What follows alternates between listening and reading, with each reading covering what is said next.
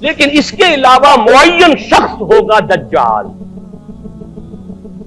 یہ معین شخص جو دجال ہوگا اس کے بارے میں بھی ایک تو بالکل متفق علیہ چیزیں ہیں. نمبر ایک کہ وہ شخص ہے، قطعی ہے، یقینی ہے، اس کا حلیہ بھی حضور صلی اللہ علیہ وسلم نے احادیث کے اندر بیان کیا ہے.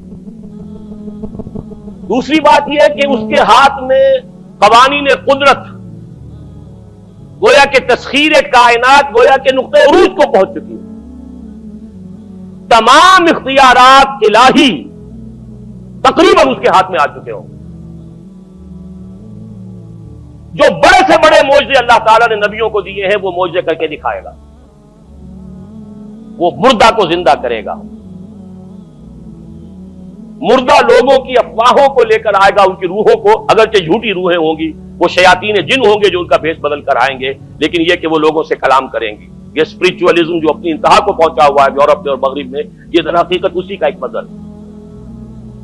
وہ کھلے بیابان کو کہے گا جہاں بالکل ٹٹیل جو ہے وہ صحرا تھا، وہ لوگ گلزار کر دے گا جب چاہے گا، جب چاہے گا، جہاں چاہے گا بارش برسائے گا. فاصلہ اس کے لیے بے معنی ہوگا. اس کی سواری وہ ہوگی کہ جس کے دونوں کانوں کے درمیان فاصلہ 80 ہاتھ کا ہوگا. یہ سارے جو آج آپ کی اس ٹیکنالوجی کی جو انتہا جا رہی ہے اور جدھر جا رہی ہے، اس کو اچھی طرح سمجھ لیجیے. آج سے 100 سال پہلے شاید انسان ان چیزوں کا تصور نہ کر سکتا. وہ کوئی سواری ایسی بھی ہو سکتی ہے جس کے دو کانوں کے درمیان کا فاصلہ جو ہے وہ 80 ہاتھ کا ہو. آپ کے یہ سارے جیٹس جو ہیں وہ کیا ہیں؟ ان کے رڈارز جو لگے ہوئے ہیں، دونوں کان ہیں ان کے. اس کا ایک قدم اگر مدینے ہوگا تو دوسرا بیت المقدس میں ہوگا. اس کی آواز پوری دنیا میں سنی جائے گی. سنی جا رہی ہے کہ نہیں؟ یہ ساری قدرت، ساری قوتیں، تسخیر کائنات کلیتاً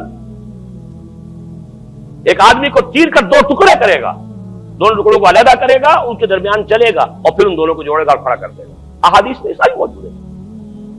سرجری جدھر جا رہی ہے وہ جب نہیں کہ وہاں تک آدمی پہنچ جائے. فریز کر کے تو یہ معاملہ ہو ہی سکتا ہے، لیکن یہ کہ ابھی اگلا اور قدم کیا ہوگا کچھ نہیں کہہ سکتے. یہ چیزیں تو ہے متفق علیہ. البتہ کچھ معاملات کے اندر احادیث میں کچھ اختلاف پایا جاتا ہے اور یہ مشکلات الحدیث میں سے. اور میں بھی چونکہ اس مسئلے میں اب تک بھی کسی درجے میں ابھی قطعیت کے ساتھ میں کوئی بات نہیں کہہ پا رہا ہوں، لیکن اب چونکہ گمان غالب کے درجے میں ایک رائے تک پہنچ چکا ہوں، اس لیے میں نے آج اس بات کو آپ تک پہنچانے کے لیے یہ عنوان اختیار کیا. اس لیے کہ حدیث میں جو آتی ہے تفاصیل اس سے معلوم ہوتا ہے کہ یہ دجال دو دلیل کرے گا. یا تو وہ دو دلیل کرنے والے دو دجال علیحدہ ہیں، یا یہ دونوں دلیل کرنے والا شخص ایک ہی ہے. بس یہ مسئلہ ہے کہ جو آج تک مجھ سے حل نہیں ہوا تھا، اب تک کہنا چاہیے آج تک نہیں. اور یہ اس میں علماء سے بھی گفتگو ہوئی ہے اور جن لوگوں نے اس مفہوم موضوعات پر اپنا وقت لگایا ہے ان سے بھی گفتگویں ہوئی ہیں، تو وہ بھی اس مسئلے کو حل کرنے سے تاحال قاصر رہے. لیکن یہ کہ اب میری رائے یہ ہے کہ یہ دو شخص ہیں علیحدہ علیحدہ، واللہ عالم. لیکن ایک رائے تک میں پہنچ چکا ہوں، اس لیے وہ رائے آپ کے سامنے رکھ رہا ہوں، اور آپ کے ذریعے سے وہ آگے بھی پھیلے گی تو اہل علم کے ساتھ جو ہے اس معاملے کے اندر تبادلہ خیالات کی بھی نوبت آئے گی انشاءاللہ. لیکن یہ کہ اس میں یہ بات قطعی اور یقینی ہے کہ اس طرح کا ایک شخص پیدا ہوگا. البتہ یہ کہ آیا وہ دو ہوں گے دو مختلف اوقات میں یا ایک ہی ہوگا ایک ہی وقت میں، صرف اس میں اختلاف. میرے نزدیک وہ دو ہوں گے. ایک وہ شخص جو جھوٹا مسیح ہونے کا دعویٰ کرے گا، المسیح الدجال.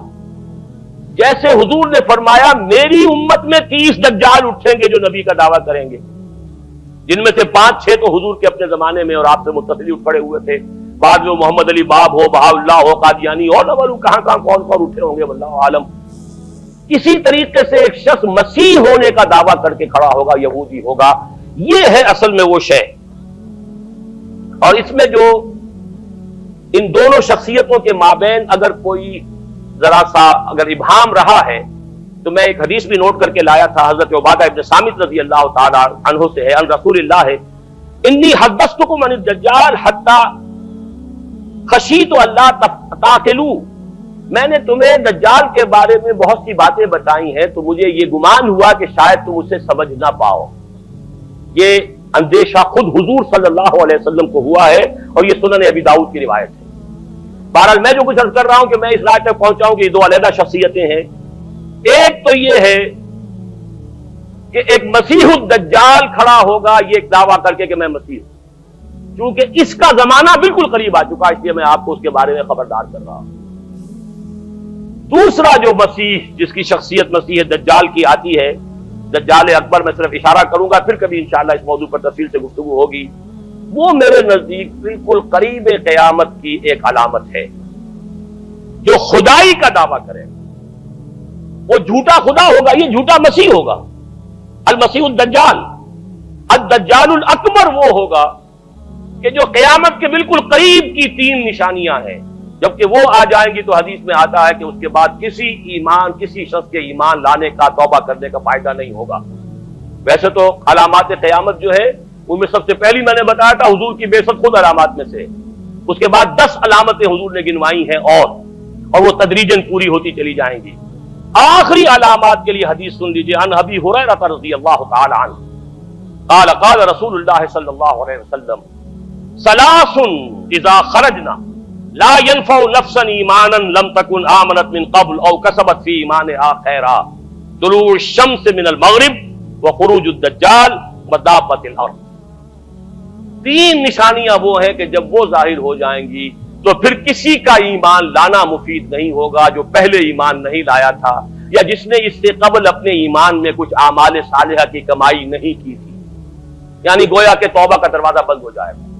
جیسے جب موت کے آثار شروع ہو جاتے ہیں تو توبہ کا دروازہ انسان کے لیے بند، اب جب موت کے آثار شروع ہو گئے اب توبہ کرنا فائدہ نہیں، اس سے پہلے توبہ کا دروازہ کھلا ہوا، معلوم یغرغر، جبکہ وہ موت کے آثار شروع ہو جاتے ہیں، گھنگرو بولنا شروع ہو جاتا ہے، معلوم ہوتا ہے کہ اب جا رہا ہے، اب توبہ بیکار۔